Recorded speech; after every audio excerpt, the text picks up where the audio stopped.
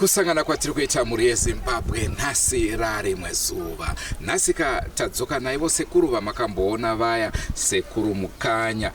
Takanyanya kutarisana nenhau yekusvitsa midzimu, uyezve imwe nhau yatsviriridza ndeyemanjuzu. Vakawanda zvikuru vanoti vane manjuzu, zvikuru sei vanasikana vatsvuku. Tinoda kuti ndinyasonzwisa kuti zviriko here izvozvo kana kuti hazviko. Uyezve tinonzwa kuti vana manjuzu vamwe vacho vakawanda ipfambi, zvichireva kuti nekuti maziro andoita inini nhai sekuru handiti manjuzu nevashavi madzisahwira anenge apiwa nevedzinza rangu kuti vange vachibatsira. Ndo panhau yatoda kunzwisa kuti kosaka ivo vedzinza rangu vada here kuti vandipe shavi rechipfambi. Rangu zita ndinonzi Edward Shamba. Senguva dzese mhuri yeZimbabwe tinokurudzira kusubscribe kuDrumas Media. Drumas Media taking you to another level. Tinavo sekuru Mukanya. Taisa zvanzaka naye Mukanya. Aiwa, anotambira vazukuru vangu. Ndinonzwa kufara kana muchinditaura kuti ndichitaura nevazukuru pamhepo kudai. Ndinoda kuti nditaure nevazukuru vangu. Aiwa sekuru, inini regedzai ndikusiye muri mega ndisakupedzere mweya wokufema. Musare makasununguka makapombonoka munyasotitsanangura pamusoro penhau iri mudariro muzora nhasi. Zvinotendwa kuswera mhuri yeZimbabwe. Ndadzoka zvakare mudariro sekuru Gotoza, Tombosika, Mukanya, Gudoguru.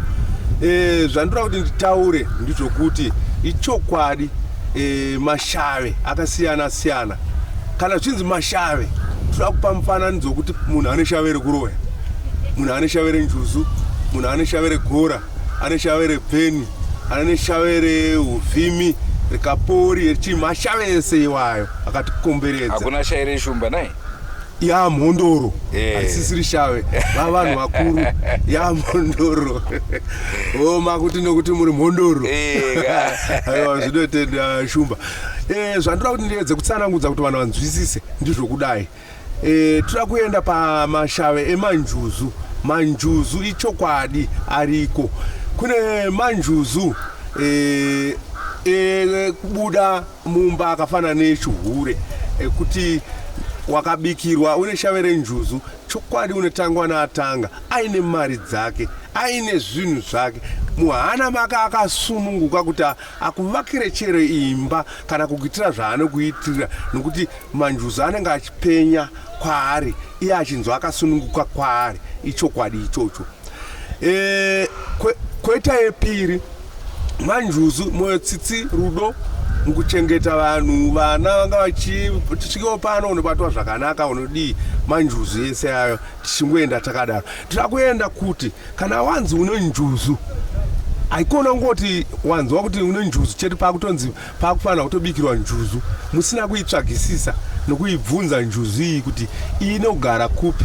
Dzimwe dzinenge dzichigara munyanza, dzimwe dzinogara kumadziva, dzimwe dzinogara makasiyana siyana, dzimwe masuweji chaimo. Injuzu dzese idzo ndodzaminotsana kanya matope ameno vakuita zvematope. Asi ini ndichida kutaura ndepekuti wanzi une shave iroro ratarisiwa sekudaro rinoda kucheneswa zvakazara. Racheneswa zvakazara pakureva kuti wabatwa shave rako renjuzu yekutsvaga mari, yatsvaga mari, yakupamurwa kana kuti kukamura, mene kuti munoti kudii, kuti iyi ndiye kutsvaga mari, asi iri yekutsvaga mari kudaro. Mari inotsvagiwa kavazukuru zvakasiyana siyana, kuti ukamoreswa nemunhu akakupa mari wataitsvaga, ukaenda mubhawa wataitsvaga. Saka tinokamura kuti iwewe wotitsanangurira kuti njuzu itakuudza kuti inoshanda mushandiro, iwe woda kuti ishande zvipi. Zvawatitaurira izvozvo ndo zvatakushanda nayo nemachira acho, masatin. Ndopamunoona pano kunzi masatin green, satin white, satin gold. Ese ya machira nezvuma zvacho, magreen, white, emabhodhoro nechi. Takuda kuti tigadzirise dare. Tagadzirisa dare kudaro takuona njuzu yedu yakutishavira. ndo patiri kudzoka kumashure tichiti mwana mamubata njuzu mangotayo njuzu yakugadzirwa njuzi mwana wayo anenge aine murume kudaro makumugadzirira njuzu mamugadzirira njuzu zvakureva kuti njuzu iyi ndiye chihure asi ane murume mapembedza njuzu iyi kuti yakufana kuhuraka inofana kumbohuraka handizvo yahura kudaro murume haachazvida imba yadi yaparara wafamba mumaprofita kana kung'anga wakunzi imba yako yakaparadzwa nenjuzu saka vangondopaona kuti manjuzu atade zvazodai inyaya yekuti munenge musingazive kuti manjuzu akamira papi nepapi tsvagai matare akafanana nevazukuru vangu mwaona manzwisisa kuti aiwa njuzu yatinoda kushanda naye tikuida here mukati memusha vazukuru vangu.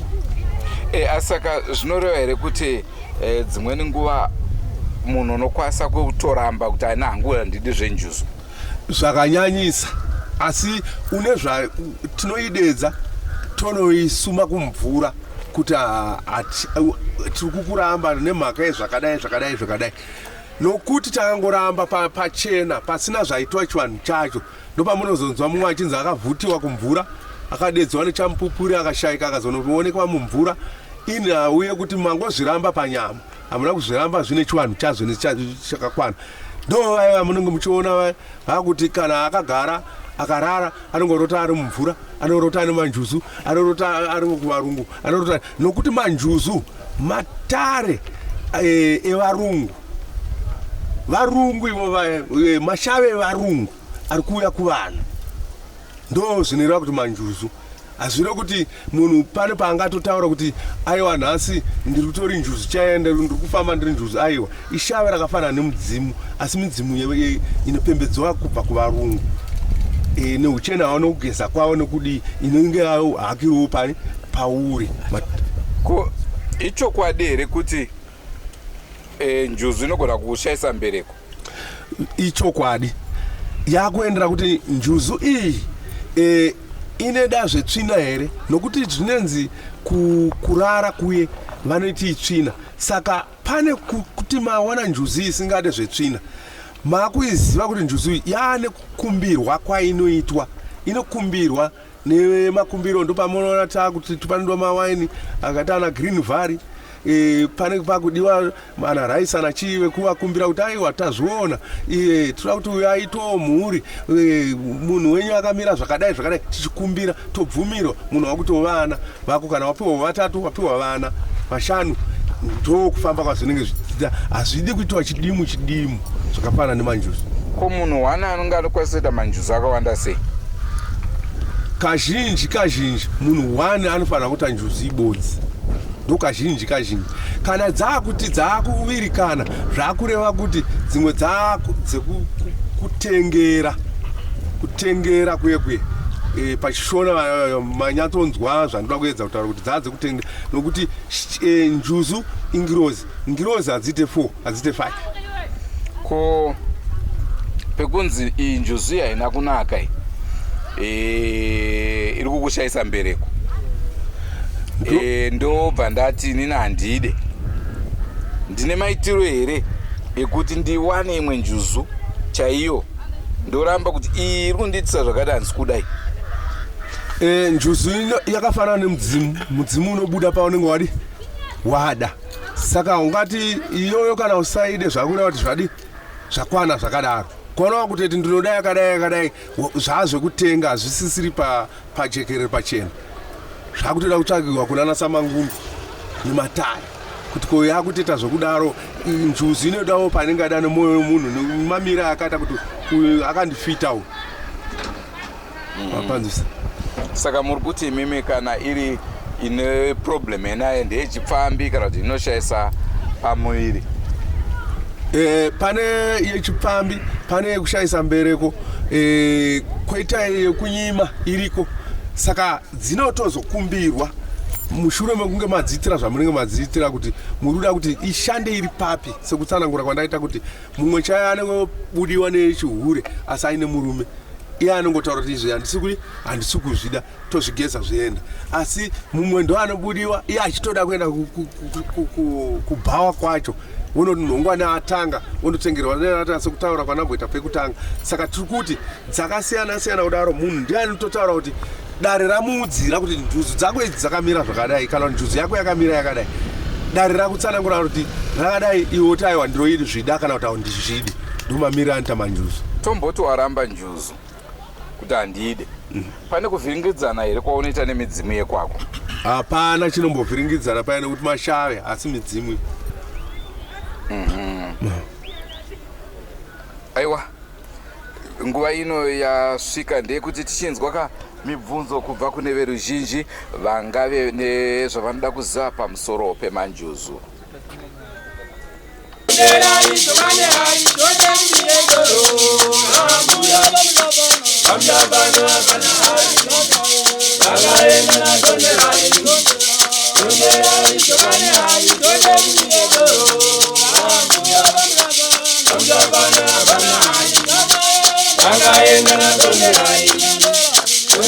Sekutaura kwataita mhuri yeZimbabwe yakwanazve nguva yemibvunzo. Mubvunzo wedu wekutanga wabva kune anonzi Gire Grace ari kunzvimbo yeSouth Africa. Hanzi maswera sei mukanya? Mose uyezve maswera sei mese mhuri yeZimbabwe? Ini mubvunzo wangu ndewekuti why manjuzu anyanya kuwanda kupfuura makore akare, nekuti kare vanhu vaisvikirwa nenjuzu vaive vashoma. Zvidaro here vamwe vava kuromba vachihwanda nemanjuzu? Ndo mubvunzo wekutanga. Wechipiri mubvunzo wake Gire Grace hanzi tingaziva sei musiyano wemanjuzu echokwadi nenhema? Ndinotenda muzukuru wangu ari kundibvunza mubvunzo wakanakisisa chaizvo. Tiri kusangana nazvo ichokwadi. Vamwe ichokwadi vari kuti vakaromba vovhariridza nenjuzu ichokwadi. Iyo isiri yenjuzu, chiri chikwambo kana chinhu chiri kutaura. Hatingati injuzu kai, chachikwambo. Handini ndizvozvo. Kwozoita kuti nhasi njuzu dziri kunzi dzawanda. Kuwanda kuri kuita njuzu ndokuye kwandataura kuti havachagona, vanhu vakungoti munhu akanzi ane njuzu vasina kana mboitsvagisisa. Yakutongonzi yatoitirwa masadaka nechinhu, ndo zvakareruka pakushanda.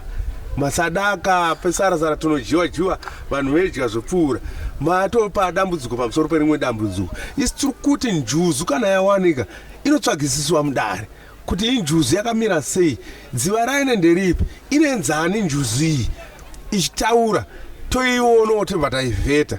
Kwete kungoti pane njuzu chete isina kuvhetewa, munopedzisira makubikira zvinhu zvakawanda. Vazukuru vangu Luteni. Tabva kuSouth Africa tadzoka muno muZimbabwe kuna Boss Steny. Hanzi zvaimboitika here kare kuti ukangopfuura nepane mvura unongowana pakazara vemanjuzu vachikanda waini neraisi mumvura? Sei zvawanda kudarika makare kare izvi?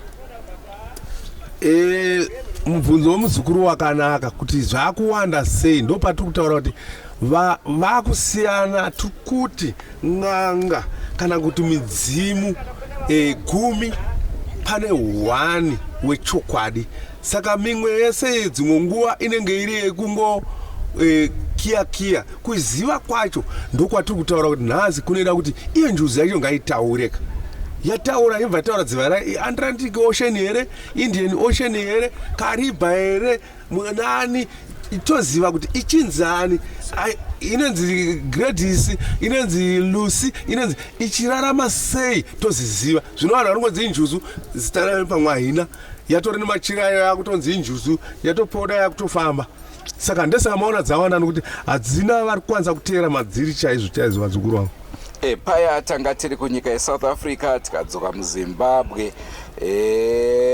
Iye zvinezvi tanyanga munyika yeEthiopia kuna Herbert Mutubuki. Hanzi makadii mukanya? Ini ndoda kuziva kuti manjuzu nemudzimu zvinodyidzana papi? Munhu anogona kuve nemanjuzu here asina mudzimu? Zvaita zvakanaka kuti abvunza mubvunzo wanga usati wambobvunzwa kubvira takatanga matare. Asi tiri kureva kuti zvazvinoita ndizvokuti manjuzu machembere, ndo atenge chiti machembere. kana tichiti machembere kureva kuti masahwira emadzimu. Zvakafanana nokuti munhu ane shave, hauite shave usina mudzimu, hauite shavere gora, shavere bveni, shavere chii usina mudzimu. Kana une njuzu zvinoratidza kuti kune mudzimu wauinawo iwewe. Ndopatataura paya ndichiti vanhu vari kuzodzokera kumhanyira zvakareruka zvineva nezvinesara shuga nechii vasingade kugadzira mudzimu. Chinofanira kutanga kugadzirirwa mudzimu. Kana mudzimu iwo wati ndiri kufamba nambuya nhingi vekumvura kwakadai, ndo pacho pakubuda chokwadi. Zvino vanhu vanongoti ane njuzu, ko njuzu yacho isina mudzimu hakuna zvakambodaro kuti inenge iri ibodzi, hakuna. Kana kuina ari kuti ari kuda kudaro tizosangana patosangana nerimwe regore. Tadzoka zvakare munyika yeZimbabwe. Tina anonzi SZ, handizoti anomirire chii. Hanzi njuzu imhuka here? Wild animal. Isvikiro here? Spirit. If so, what type? What kind of a creature is it? What is its relation with humans? Inodei kuvanhu? Is it kusaidi kwaMwari or? Ndinotenda nemubvunzo wakafanana newandabvunzwa nemuzukuru kuti njuzu yakambomira sei, kuti njuzu tinoti iri pese. Ndosaka pambotaura mumwe akati satanism inokwana kumashave, inokwana kumadzimu acho anoera madziva acho, inokwana. Saka iri pese, iri ovharawo. Tadzoka zvakare kunzvimbo yeEthiopia kuna Herbert Mutubuka. Hanzi tiudzewo kuti manjuzu anokwanisa kubatsira izvi neizvi uye haakwanisi kubatsira izvi neizvi. Ndinotenda manjuzu zvakuenderana nokuti njuzu iri kushanda. Ndopatataura paipai kuti iri kuhuremodziva ripi. Kwainenge ine huremodziva iroro ndokuno uyerwa wemagwenzi emishonga ari mumapako ikoko. Saka zviri kuti zvangonzi njuzu dzese dzakungobatsa zvava nemudzimu. Haungangonzi mudzimu uyu munhu paakafa anga asina dare, chero ari mupenyu akagara nevamwe, hazvina kuti akafa akudzoka nedare. Zvakafanana kuti munhu musoja, iwe wakabva kumba kwamai yako wanga usingarove kubvira muri kumombe wozorova nekuti wamusoja. Ndo zvakafanana nemanjuzu. Njuzu ine matare, ine masimba aine nezita raine kwaine kugara. Hadzimodzi dzese kana yanjuzu yakunzi yaane masimba, yaane matare. Ndo mapinduro andigona kuti ndiite. Hanzizvo azoendera mberi Herbert achiti ko munhu angaziva sei kuti ane manjuzu? Kazhinji inokuudzira yega kuti pese zvaunongochita mapfekero, chero uri murume unongoda kungokunzwa kuti ukangopfeka wakatatsvina unoda kugeza amene zvaunongochingozvinzwa kuzvinzwa usimati. Wakaenda pane mvura unongonzwa hana yako ida kunongonopinda mvura, unongozvinzwa yoga nekurota wopedze kumvura zvakawanda zvinenge chitika zvinechisa uri mumvura woziva kuti yakasonana newe. Kana usina zvenjuzu haumborota uri mvura kana zuva rimwe chete. Toenda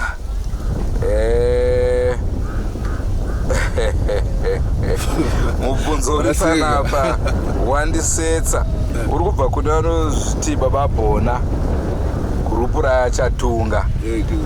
Hanzi izvoni mubvunzo wangu uri kuti manjuzu anozosvika pakukubatsira here panyaya dzeback to sender kana munhu uya ave nedambudziko ave kuda rubatsiro, sei achizoregera munhu uya achifa kana asina kuzokwanisa kubvisa muripo unodiwa? Hakuna njuzu inoshanda zvakafanana nekuti back to sender chatore chisatanism chiripo. Njuzu inotobatsira mwetsitsi nerudo kutsvaga makobiri mune zvakanaka, kwete kuti pachishanda ropa nechii. Hakuna njuzu yakaita seiyoyo, chachisatanism. Dr. FB Inhaler vangoti maswera sei mukanya. Aiwa, ndaswera hangu muzukuru, ndanzwa kufara nekusweresa gudo guru. Muri yeZimbabwe ndicho chirongwa chatanga tiinacho muzuva ranhasi namukanya. Ticharamba chingokupai zvirongwa zvavanenge vachiramba vachitiunzira ivo mukanya, vachitidzidzisa maringe nechivanhu zvavanenge vachizwisisa. Vanokuudzaiwo zvavanenge vasinganzwise, vanokutaurayi kuti aiwa izvi handiita sei, andizvinzwise. Tinotenda Mukanya nenguva yamatipa. Aiwa, neniwo ndinotendawo mhuri yeZimbabwe nekuniteerero nenguva nekunipa mubvunzo yakanaka. Senguva dzese mhuri yeZimbabwe, don't forget to subscribe to Drumas Media. Drumas Media taking you to another level.